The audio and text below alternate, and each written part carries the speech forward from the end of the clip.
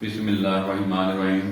آج ورلڈ بک ڈے کے موقع پر میں اپنی خصوصی بات جو کہنا چاہتا ہوں وہ یہ ہے کہ ہم جو مسلمان ہیں، اور یہ آج کا رمضان کا مہینہ بھی ہے، ہمارا تو دین ہی اسی سے شروع ہوا تھا کہ اقرا بسم ربک الذی علم، کہ پڑھ اپنے رب کے نام سے۔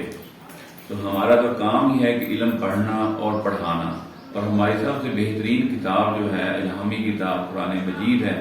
اس وقت ہماری جو گراوٹ کی اور ہمارے مسلمان اس وقت تمام دنیا میں جو ان کو دھکیلا جا رہا ہے، ان کے ساتھ زیادتی کی جا رہی تمام مسلمانوں کی، وہ وجہ یہی ہے کہ ہم اپنی کتاب سے دور ہو گئے، ہم اپنے قرآن پاک سے دور ہو گئے ہیں۔